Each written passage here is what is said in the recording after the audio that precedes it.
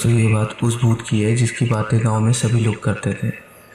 उसी के बारे में मैं आज आपको बताने जा रहा हूँ, क्योंकि आज भी बहुत से ऐसे लोग हैं जो कि भूत या प्रेत या आत्मा में बिल्कुल भी विश्वास नहीं रखते। मैं ये नहीं कहता हूँ कि आप सभी भूतों में विश्वास करें, बट विश्वास ना करने का भी हमारे पास ठोस कारण नहीं है, बिकॉज़ ये आज भी हमारे इसी समाज का हिस्सा होते हैं। जैसे भगवान नज़र नहीं आते बट फिर भी वो होते हैं, उसी तरह भूत या प्रेत भी होते हैं बट वो कभी भी नज़र नहीं आते। उनकी भी सच्चाई उसी तरह है जिस तरह भगवान की है। ये बात उन दिनों की है जब मैं घूमने के लिए बस से मुंबई जा रहा था। मेरा नाम सुभाष है। मैं खास मुंबई का ही रहने वाला हूँ और अपने काम से पुणे आता जाता रहता हूँ। मुझे बहुत ही अच्छे से याद है, दिसंबर का मौसम था और रात को ठंडी ठंडी हवा भी चल रही थी। बस और ट्रेन बहुत ही ज़्यादा भीड़ होने के कारण मैंने अपनी ही गाड़ी से मुंबई जाने का विचार किया और रात में लगभग 7 बजे पुणे से निकल पड़ा, बिकॉज़ मैं पुणे में भी अकेला ही रहता था। मुझे पुणे से बाहर निकलने में ही लगभग रात के 11 बज गए थे, बिकॉज़ रास्ते में एक ट्रक का एक्सीडेंट हो गया था, जिसके चलते ट्रैफिक जाम हो जाने के कारण मैं बहुत ही ज़्यादा लेट हो गया था।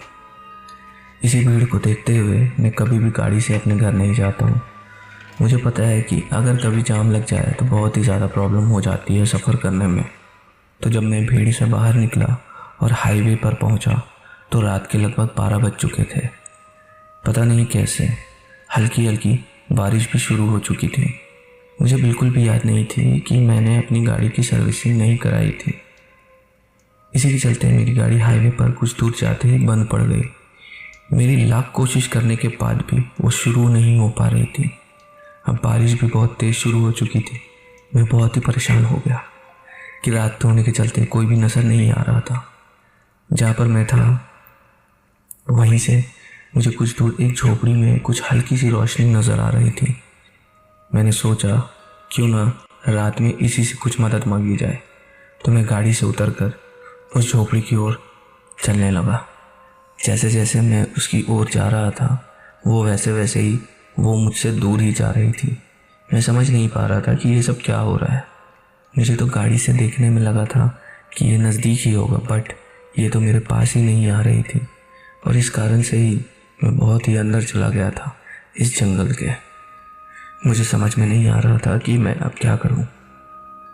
क्या मैं वापस चला जाऊं अपनी गाड़ी में या फिर चलता ही चला जाऊं जंगल में अंदर की ओर। मैंने अंदर जाने का ही फैसला किया। जैसे ही मैं कुछ और अंदर गया जंगल में तो मुझे अपने पीछे किसी के चलने की आवाज़ सुनाई दी।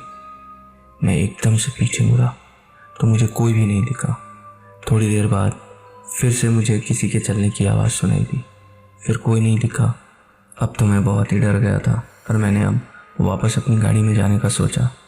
मैं तेज़ तेज़ अपनी गाड़ी की ओर कदम बढ़ा रहा था कि मुझे एकदम मेरे सामने कोई आकर खड़ा हो गया। उसकी आंखें लाल सुर्ख रात की चांदनी में साफ नज़र आ रहा था। मैं डर के मारे ज़ोर से चिल्ला पड़ा और चिल्लाते ही मैं बेहोश हो गया।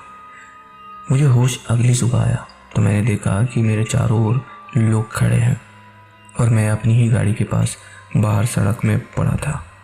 मुझसे लोग पूछने लग गए कि मैं यहाँ पर क्या कर रहा हूँ, तो मैंने लोगों को सब बात बताई।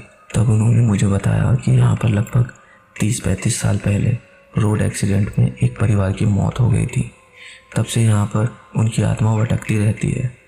उस दिन के बाद मैंने कभी भी उस हाईवे पर गाड़ी से सफ़र नहीं किया। मैं जब भी अपने घर गया ट्रेन से ही गया।